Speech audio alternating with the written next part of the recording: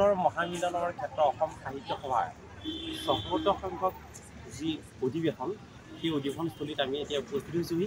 আমি আজি নাৰায়ণপুৰ মণিকাঞ্চন ক্ষেত্ৰত অনুষ্ঠিত হোৱা আজিৰ পৰা আৰম্ভ হোৱা অধিৱেশনৰ আমি পৰিৱেশ দেখুৱাবলৈ যত্ন কৰিম। মোৰ লগত মোৰ সহযোগী ভিডিঅ' জাৰ্ণালিষ্ট আছে, তেওঁ আপোনালোকৰ সাহিত্য সভাৰ আৰম্ভ হোৱা আজিৰ দিনটোৰ কেনেধৰণৰ পৰিস্থিতি হৈছে সেই আপোনালোকক দেখাবলৈ যত্ন কৰিব। আমি এতিয়া উপস্থিত হৈছোহি মূল দ্বাৰত। এই মূল দ্বাৰৰ পৰা আপোনালোকে দেখা পাইছে ইয়াৰ পৰা ১০০% কাম সম্পূৰ্ণ হৈ উঠিছে।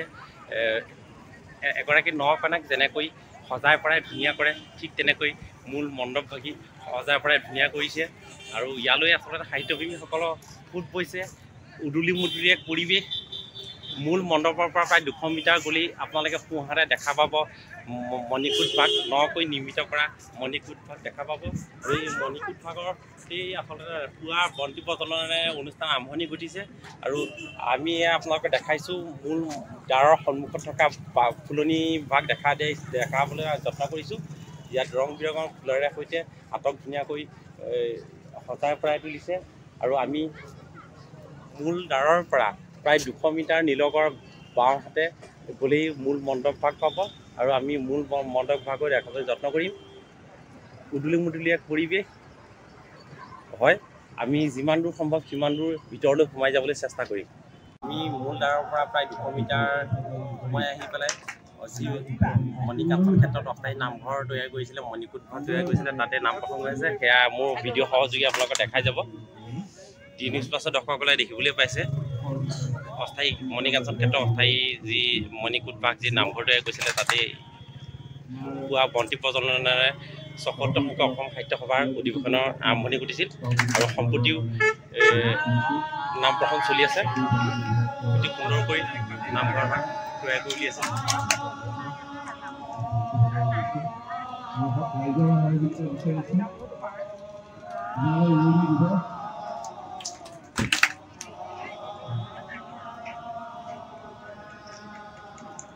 মোৰ ভিডিঅ' সহযোগী আপোনাক দেখাবলৈ যত্ন কৰিব। আজি প্ৰদৰ্শনীত অংশগ্ৰহণ কৰা স্থানীয় আৰু বিভিন্ন জিলাৰ পৰা অহা উদ্যোগীসকল উপস্থিত আপোনালোকক সকলোকে আজি এই উদ্বোধনী অনুষ্ঠানলৈ আদৰণি জনালো। উদ্যোগ আৰু বাণিজ্য বিভাগে এই বছৰ ১০খন জিলাত 10টা MSME trade and commerce complex পাতিবলৈ মনস্থ কৰিছে।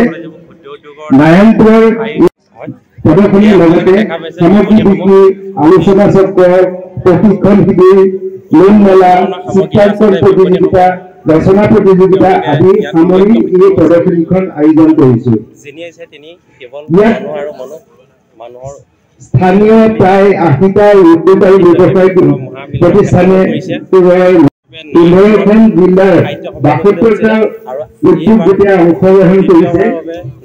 এই MSME ট্ৰেড এণ্ড কমাৰ্চ কমপ্লেক্সখনৰ উদ্দেশ্য এগৰাকী কৰ্মকৰ্তাৰ ওচৰলৈ যাবলৈ চেষ্টা কৰিম। তেওঁৰ পৰা সাহিত্য সভাৰ হৈ যোৱা আজি হৈ থকা আৰম্ভণি হৈ থকা বা অনুষ্ঠিত হৈ যোৱা অনুষ্ঠান সম্পৰ্কে জানিবলৈ চেষ্টা কৰিম তেওঁৰ পৰা। যিহেতু আজি সাহিত্য সভা প্ৰথম কাৰ্যসূচী, আজি কি কাৰ্যসূচী আছে ইয়াত? যিহেতু অসম সাহিত্য সভাৰ ৬৭তম পূৰ্ণাংগ নাৰায়ণপুৰ অধিৱেশনৰ কাৰ্যসূচী আজিৰ পৰা আৰম্ভ হৈছে। আজি পুৱা ৯ বজাত আমাৰ মহাপুৰুষ শ্ৰীমন্ত শংকৰ গুৰুজনা মহাপুৰুষ মাধৱদেৱৰ আৰ্হিৰে তেখেত এটা নামঘৰ নিৰ্মাণ কৰি উলিওৱা হৈছিল। আৰু ৯ বজাত সেই নামঘৰৰ দ্বাৰ উদ্ঘাটন কৰা হ'ল। আৰু সেই দ্বাৰ উদ্ঘাটন কৰিছে আমাৰ শ্ৰী শ্ৰী উত্তৰ কমলাবাৰী সত্ৰৰ সত্ৰাধিকাৰ প্ৰভু জনাৰ্দন দেৱ গোস্বামী দেৱে। আৰু বন্তি প্ৰজ্বলনৰ দায়িত্বত আছিল আমাৰ বেলগুৰি সত্ৰৰ সত্ৰাধিকাৰ মুনীন্দ্ৰ নাৰায়ণ দেৱ গোস্বামী ডাঙৰীয়া। গতিকে ইতিমধ্যে নামঘৰ দ্বাৰ উদ্ঘাটন কৰাৰ পাছতেই আমাৰ আহোম সম্প্ৰদায়ৰ লোকসকলৰ যিটো পৰম্পৰা মেডাম মেফি উৎসৱ, এই আহোমসকলৰ পৰম্পৰা মেডাম মেফি উৎসৱৰ কাৰ্যসূচী আৰম্ভ হ'ল। আৰু এটা সুন্দৰ আটকধুনীয়া মেডাম মেফি কাৰ্যসূচীয়ে আমি আমাৰ এই মণিকাঞ্চন ক্ষেত্ৰৰ মাজত আমি উদযাপন কৰিবলৈ পাই আমি সঁচাকৈ আনন্দিত হৈছোঁ। তাৰ পাছতেই আমাৰ কাৰ্যসূচী আছিলে আমাৰ কেন্দ্ৰীয় মুখ্য কাৰ্যালয় দ্বাৰ উদ্ঘাটন। আৰু সেই মুখ্য কাৰ্যালয়ৰ দ্বাৰ উদ্ঘাটন কৰিলে আমাৰ স্থানীয় নাৰায়ণপুৰ উচ্চতৰ মাধ্যমিক বিদ্যালয়ৰ অধ্যক্ষ বিশিষ্ট শিক্ষাবিদ গীছ ভূঞা ডাঙৰীয়াই। আৰু পৰৱৰ্তী সময়ত আমাৰ কেন্দ্ৰীয় সমিতিৰ মুখ্য কাৰ্যালয় দ্বাৰ উদ্ঘাটন কৰিলে আমাৰ আদৰণি সমিতিৰ সভাপতি শ্ৰদ্ধাৰ ডক্টৰ অমীয় কুমাৰ ভূঞা ডাঙৰীয়াই।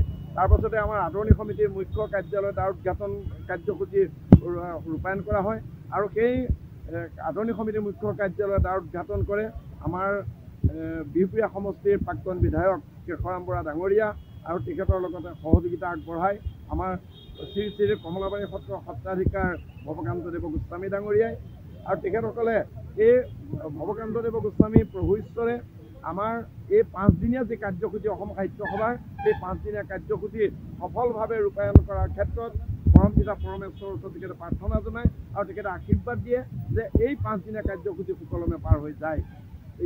তাৰ পৰৱৰ্তী সময়ত আমাৰ কাৰ্যসূচী আছে বাণিজ্য মেলাৰ দ্বাৰ উদ্ঘাটন আৰু আমাৰ গ্ৰন্থমেলাৰ দ্বাৰ উদ্ঘাটন, প্ৰদৰ্শনীৰ দ্বাৰ উদ্ঘাটন, বিজ্ঞান মেলাৰ দ্বাৰ উদ্ঘাটন।